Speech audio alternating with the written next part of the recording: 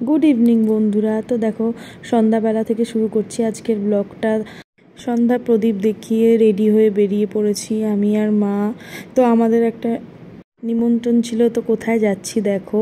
তো চলে এসেছি এই যে বম্মা বাড়িতে, বিপত্তারিণী পুজোর নিমন্ত্রণ ছিল, তো সেখানেই চলে এসেছি। তো ঢুকে দেখি সামনের ঘরে কেউ নেই।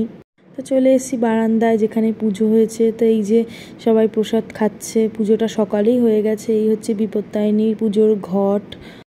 তো এখানে এসে দেখি কাকি তাগা বানাচ্ছে সবার জন্য। তো এরপর সোজা চলে গেলাম রান্নাঘরের দিকে। তো রান্নাঘরে এসে দেখি লুচি ভাজা চলছে। তো এসে দেখি গরম গরম লুচি, ওফ দেখেই তো জিভে জল চলে এসছে আমার। তো এই যে এই মহিলা লুচি ভাজছে, আমি ভিডিও করছিলাম বলে আমার ওপর রাগ করছিল।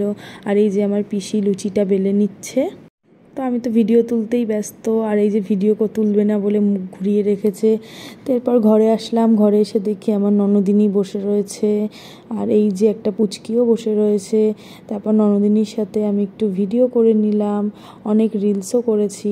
তো এরপর চলে এসছে আমার প্রসাদ। তো প্রসাদে আমি বেশি কিছু খাইনি, লুচি সুজি এগুলোই খেয়েছি। তো এই যে আমার আর এক ননদিনী, দেখে নাও তোমরা সবাই। তারপর আমরা রিলস করবো বলে রেডি হচ্ছিলাম। তো দেখো চুপি চুপি একজন ভিডিও করে নিয়েছে। আর রাতের ডিনারে ছিল আজকে সম্পূর্ণই ভেজ। তো ছিল সয়াবিন আলুর তরকারি, ডাল আর ঝাল ঝাল করে আলু সেদ্ধ মাখা। তো খাবারটা কিন্তু খুবই ভালো হয়েছিল। তো এরপর খেয়ে দিয়ে আমরা সবাই মিলে বসে একটুখানি গান শুনছিলাম। তো তোমরা কি কেউ গেস করতে পারছো এটা কি গানের ভিডিও চলছে? তো এই যে এবার বাড়ি আসার সময় সবাই আমাকে টাটা করে দিল, আমিও টাটা করে চলে আসলাম বাড়ির দিকে। ভিডিওটা এই পর্যন্তই, টাটা।